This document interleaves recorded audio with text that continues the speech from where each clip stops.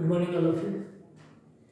पिछली क्लास में हम लोगों ने यूनिट 1 कंप्लीट किया था, mode analysis measurement of central tendency. ये था आपका unit 1, measure of central tendency, mean, median और मोड। सेकेंड यूनिट जो है geometric mean and harmonic mean, ये आपका डिलीटेड पोर्शन का था। तो नेक्स्ट हम लोग स्टार्ट कर रहे हैं आज एनालिसिस ऑफ टाइम सीरीज। सबसे पहले हम लोग ये समझेंगे कि एनालिसिस ऑफ टाइम सीरीज में क्या होगा कि अगर कोई रिजल्ट या कोई data according to time increase करे या डिक्रीज करे तो उसे किसके अंतर्गत मेजरमेंट किया जाएगा, एनालिसिस ऑफ टाइम सीरीज के अंतर्गत मेजर किया जाएगा। तो हम लोग क्या लिख सकते हैं, या set of data, set of data depending on the time,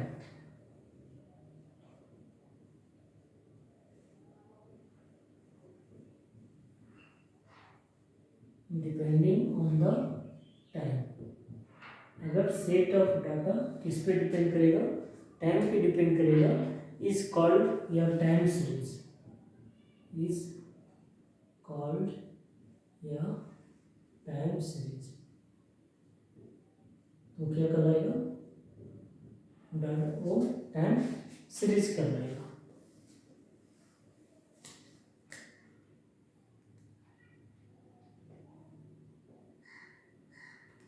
time series के अनुसार से हम लोग क्या कर सकते हैं कि पास्ट वैल्यू को देख के फ्यूचर के वैल्यू को डिसाइड किया जा सकता है। अकॉर्डिंग टू टाइम सीरीज लिख सकते हैं, according to time series future value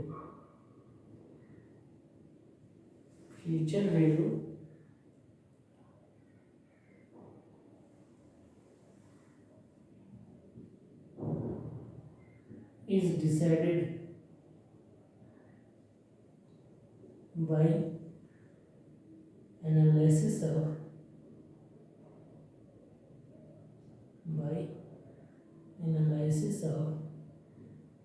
past value।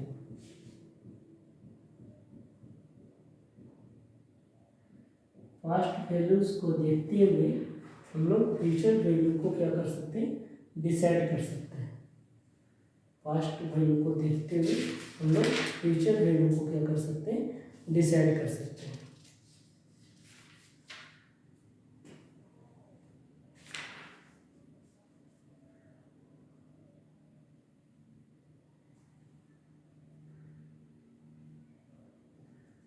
Next हम लोग क्या लिखेंगे, नेक्स्ट हुआ रूल टू फाइंड, या तो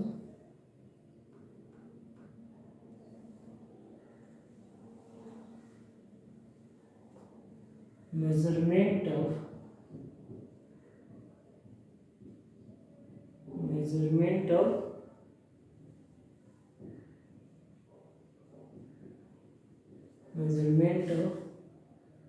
ट्रेड,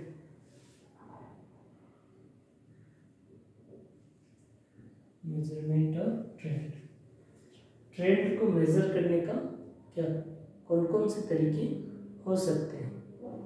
तो फर्स्ट होगा free hand curve method, free hand curve method, free hand curve method. Second होगा मेथड ऑफ एवरेज, सेकेंड होगा method of average, method of average. Method of average जो होगा उसमें 3 part होगा। फर्स्ट होगा selected point method,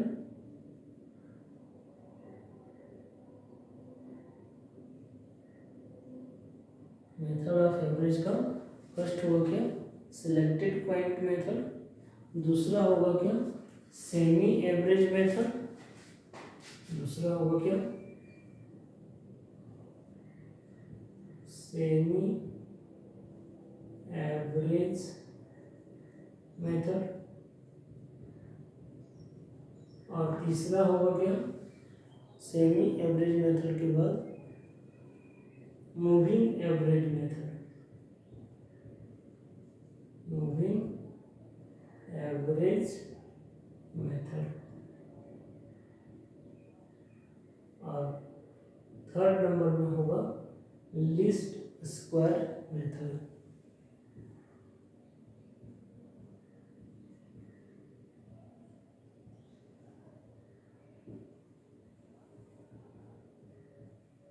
least square method, ये तीन तरह के मेथड हम लोग को पढ़ने हैं टाइम सीरीज में।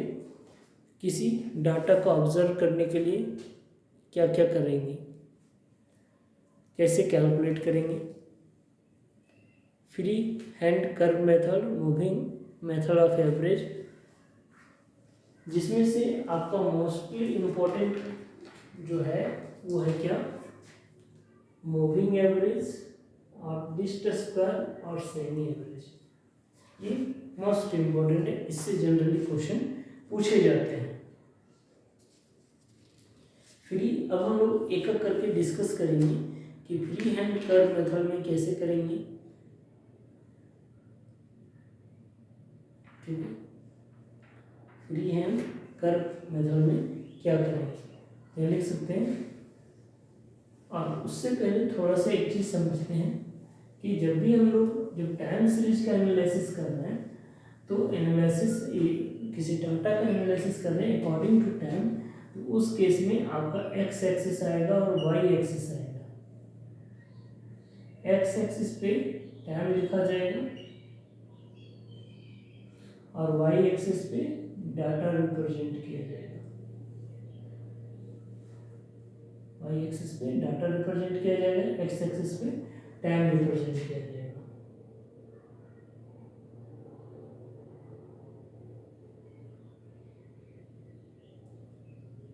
और जैसे मान लीजिए हम लोग फ्री हैंड कर्व मेथड से करते हैं तो क्या करेंगे कि जो डाटा दिया रहेगा उसको पहले मूवली स्ट्रेट फॉरवर्ड क्या करेंगे रिप्रेजेंट करेंगे। जब मूवली स्ट्रेट फॉरवर्ड रिप्रेजेंट करेंगे और किसी पार्टिकुलर ईयर के लिए हम लोग को अगर वैल्यू निकालना है तो हम लोग उसको यहाँ पे ऐसे रिप्रेजेंट कर सकते हैं। जैसे यहाँ पे जो ईयर रहेगा उसका अगर डाटा निकालेंगे तो इधर से एक लाइन डालेंगे, इधर से एक लाइन डालेंगे, जहाँ पे इंटरसेक्टिंग पॉइंट बनेगा वो उसका रिजल्ट हो जाएगा। और इसी में हम लोग एक डॉटेड लाइन क्रिएट करेंगे जो ट्रेड को क्या करेगा रिप्रेजेंट करेगा। तो अभी हम लोग स्टेप वाइज लिखेंगे कि फ्री हैंड कर्व मेथड में क्या क्या करेंगे। तो यह लिखते हैं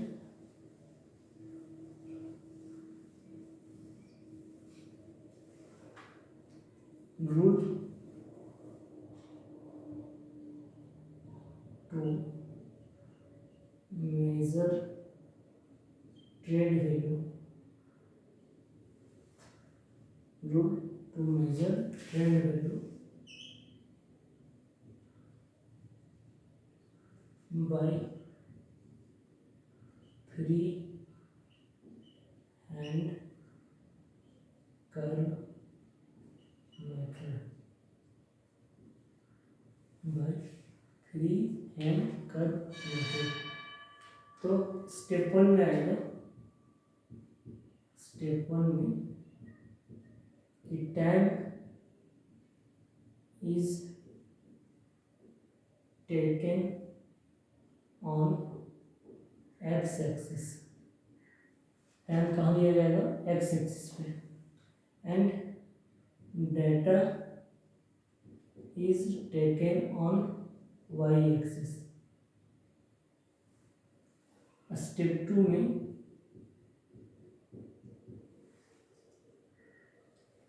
all data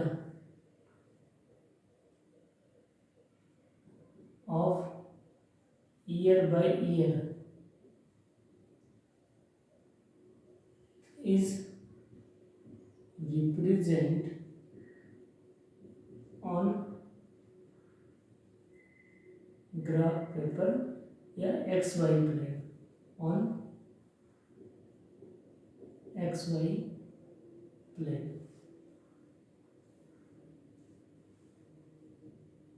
by joining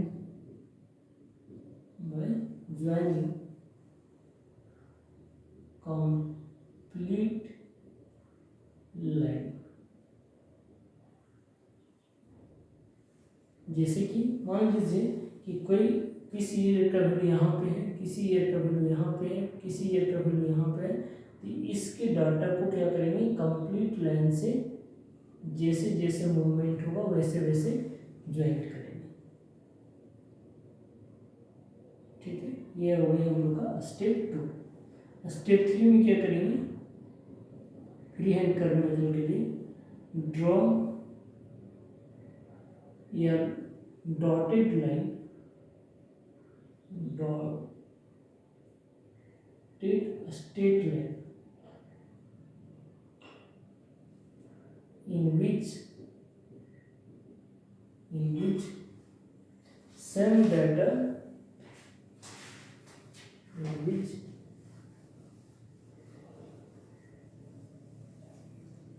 some data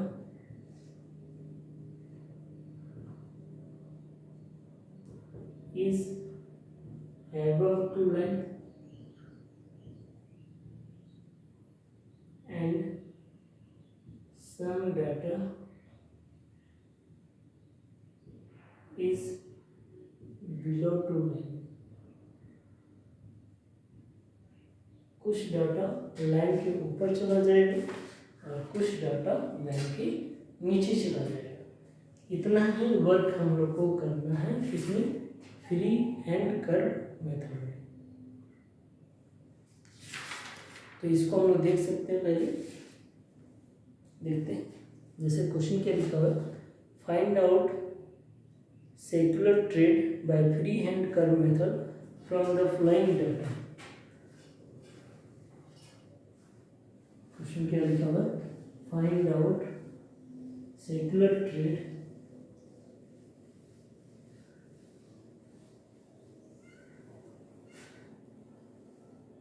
लिखा हुआ है, find out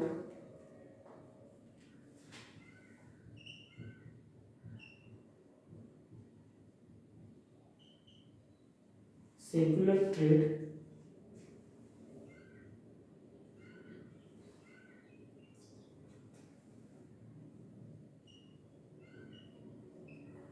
by free hand curve method, free hand curve method. Free hand curve method के थ्रू सेक्युलर ट्रेड निकालना है और from the flowing data, from the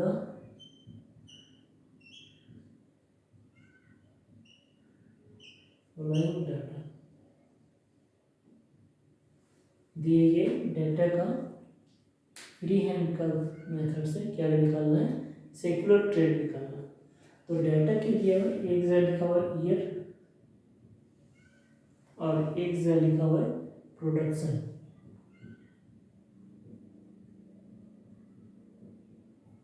production in term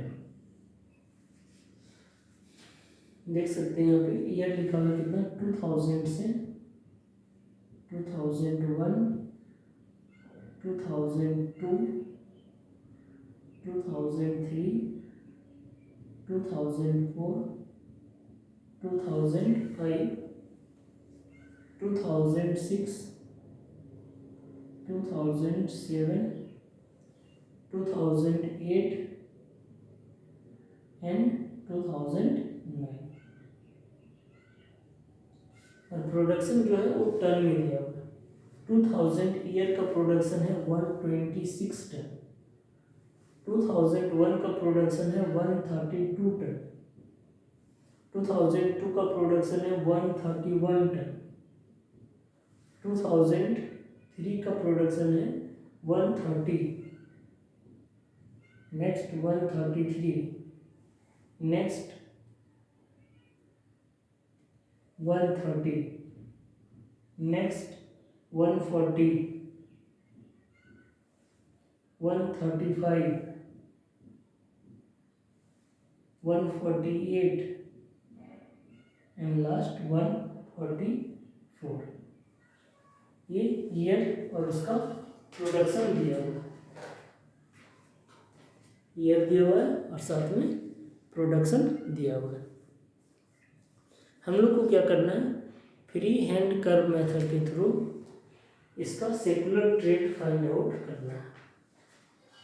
तो secular trend find out करने के लिए क्या करेंगे, एक जगह ईयर लिखेंगे, एक जगह डाटा लिखेंगे, ये हो जाएगा वाई एक्सिस और ये हो जाएगा एक्स एक्सिस, ये ऑरिजिन, ये वाई एक्सिस,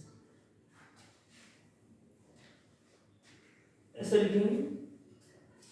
ईयर स्टार्ट कहाँ से हुआ, ईयर स्टार्ट हुआ है 2000 से, तो हम लोग यहीं से ईयर स्टार्ट करते हैं।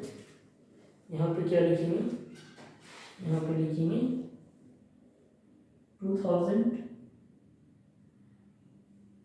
नेक्स्ट हुआ 2001, 2002, 2003, 2004, 2005, 2006, 2007, 2008 एंड 2009। इधर डाटा लिखेगा, तो मिनिमम कितना 126 है, तो हम लोग स्टार्ट करते हैं, मान लेते हैं यहाँ पे 125 था, फिर यहाँ पे ले लेते हैं 130, यहाँ ले लेते हैं 135, यहाँ ले लेते हैं 140, यहाँ ले लेते हैं 145, यहाँ ले लेते हैं 150। ये हो गया हम लोग का प्रोडक्शन इन टन। अब क्या करेंगे, ईयर बाय ईयर और प्रोडक्शन दोनों को कंटिन्यूसली कंसिडर करेंगे। जैसे कि 2000 का प्रोडक्शन कितना था 126, तो ये पहला पॉइंट होगा।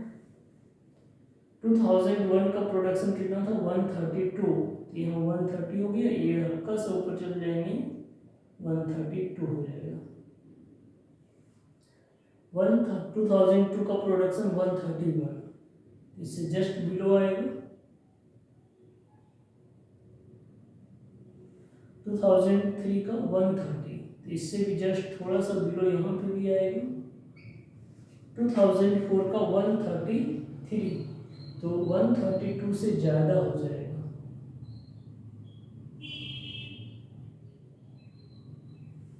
2005 का 130, तो 2005 का जो प्रोडक्शन होगा वो 130 होगा। 2006 का प्रोडक्शन जो होगा वो 140 है। 2006 का प्रोडक्शन 140, 2007 का प्रोडक्शन 135 है। 2007 का प्रोडक्शन 135, 2008 का प्रोडक्शन 148 है। 2008 का प्रोडक्शन 148,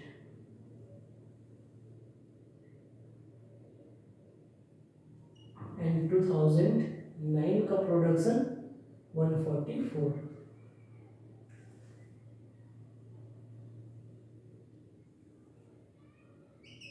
अब ये जितनी भी पॉइंट्स हम लोग यहाँ पे बनाए हैं ईयर बाय ईयर और उसके प्रोडक्शन का, उसको क्या करेंगे, उसको ज्वाइंट कर देंगे, उसको ज्वाइंट कर देंगे। तो ज्वाइंट करेंगे बाय कंप्लीट लाइन से विथ मूवमेंट फॉर्म। तो मूवमेंट फॉर्म कहने का मतलब जैसे गया हुआ उसी तरह से, जैसे एक ये होगा, फिर यहाँ से यहाँ आएगा, फिर यहाँ से यहाँ चला जाएगा, यहाँ से यहाँ, फिर यहाँ से यहाँ, फिर यहाँ से यहाँ चला जाएगा, फिर यहाँ से यहाँ चला जाएगा, फिर यहाँ से यहाँ चला जाएगा और लास्ट यहाँ से यहाँ, ये हो जाएगा। तो ये तो हम लोग अभी क्या बनाए, ये दिए गए डाटा का फॉर्मेट बनाए।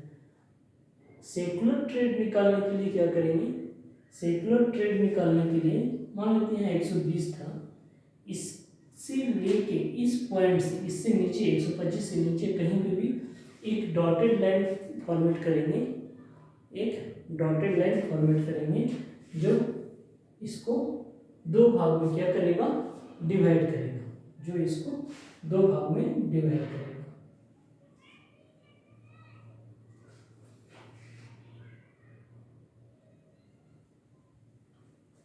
ये जो लाइन हुआ, यही लाइन आपका क्या कर रहा है, सेकुलर ट्रेड कर रहा है। यही लाइन हम लोग का क्या कर रहा है, सेकुलर ट्रेड कर रहा है। तो फ्री हैंड कर्व मेथड में कुछ पॉजिटिव रिजल्ट भी दिया, कुछ नेगेटिव रिजल्ट भी दिया, किसी कारणवश या फेल हो गया।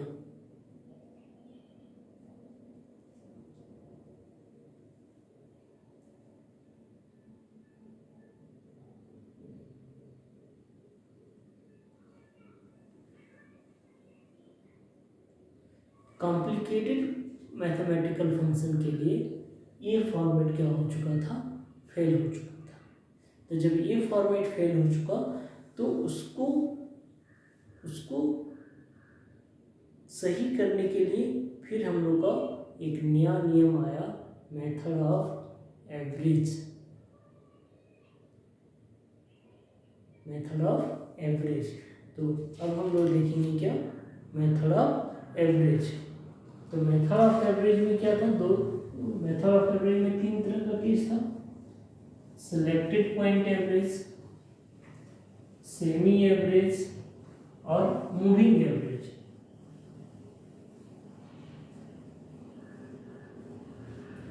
नेक्स्ट हम लोग यहाँ पे बात करेंगे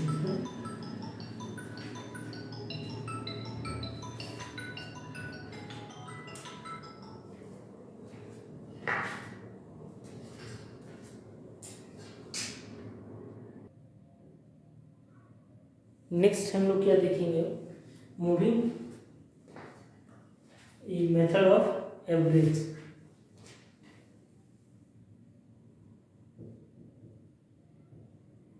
मेथड ऑफ एवरेज। तो मेथड ऑफ एवरेज का तीन तरीका था। एक था क्या, सिलेक्टेड पॉइंट मेथड,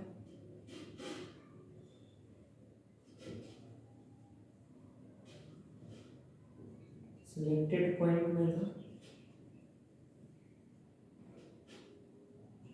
दूसरा था क्या, सेमी एवरेज मेथड।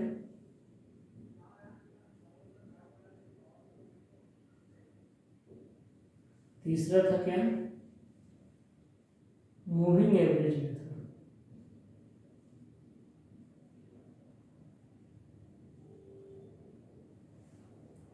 तो हम लोग पहला देखते हैं क्या, सिलेक्टेड पॉइंट मेथड में कैसे सॉल्यूशन करेंगे।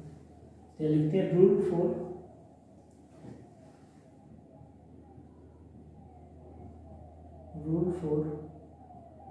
Selected point method. Rule 4 selected point method. तो सबसे पहले यहाँ लिखेंगे स्टेप 1 में, year is represent on x axis. Year को किस पे रिप्रेजेंट करेंगे, एक्स एक्सिस पे। स्टेप 2 में प्रोडक्शन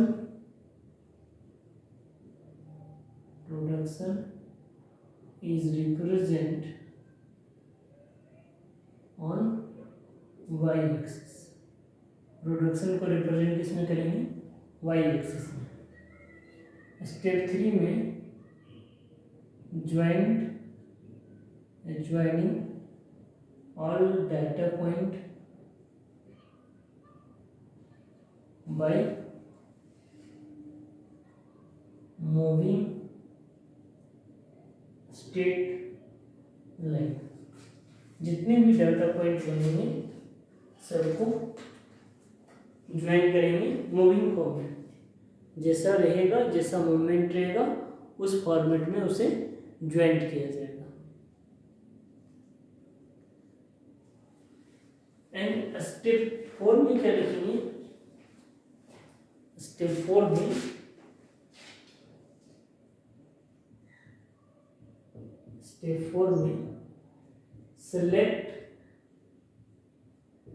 selected any 2 ईयर, कोई भी 2 ईयर सिलेक्ट करेंगे फ्रॉम गिवन डाटा। दिए गए डाटा में से कोई भी 2 ईयर सिलेक्ट करेंगे। नाउ स्टेप 5 में joining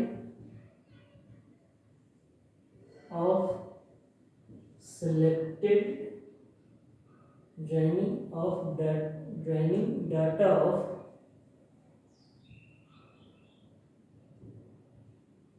selected year by dotted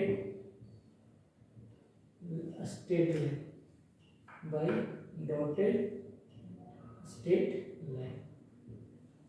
जिस ईयर के डाटा को सिलेक्ट करेंगे उस ईयर के डाटा को डॉटेड स्ट्रेट लाइन से ज्वाइन करेंगे। और जब ज्वाइन करेंगे तो उससे जो डॉटेड लाइन जो बनेगा, जो डॉटेड लाइन रहेगा वही उसकी ट्रेड को क्या करेगा, रिप्रेजेंट करेगा।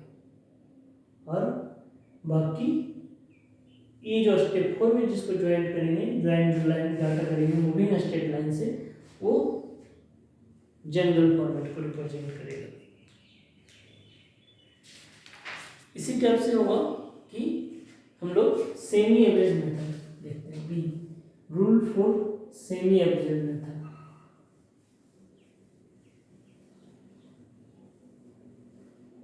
नेक्स्ट क्लास में हम लोग इसके क्वेश्चन को देखेंगे। आज हम लोग जहाँ तक बता रूल देख लेते हैं। Rule for semi average method. तो यहाँ पे भी क्या होगा, step 1 year on x axis, step 2 production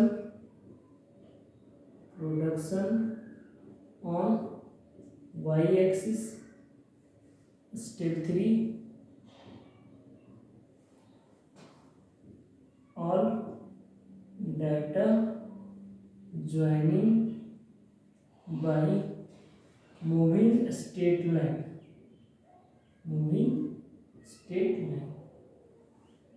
in complete form। And step 4 में क्या होगा, जैसे यहाँ पे हम लोग 2 ईयर का डाटा सिलेक्ट करते थे, अब क्या करेंगे कि सेमी एवरेज मेथड में स्टेप 4 में क्या लिखेंगे कि गिवन डाटा, स्टेप 4 में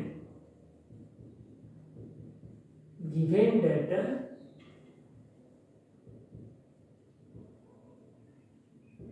is divided into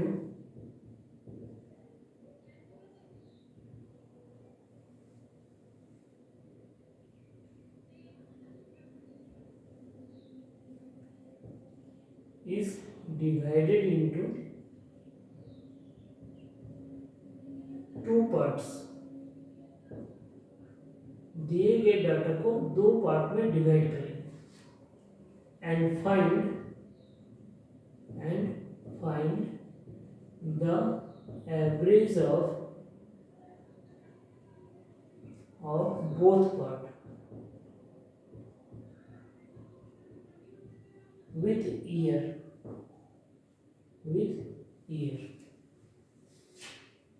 जैसे कि अगर आपके डाटा में 10 टर्म है या 8 टर्म है, तो पहला पार्ट में 4 टर्म आएगा, दूसरा पार्ट में भी 4 टर्म आएगा।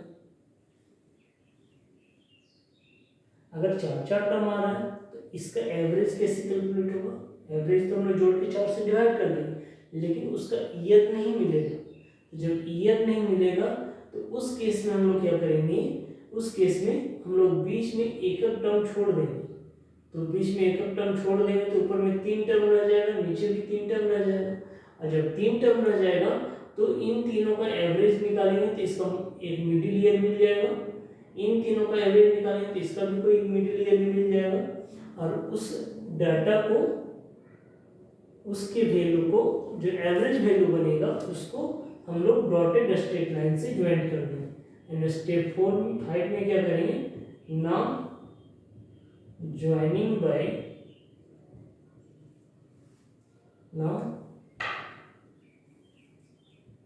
average value is joining by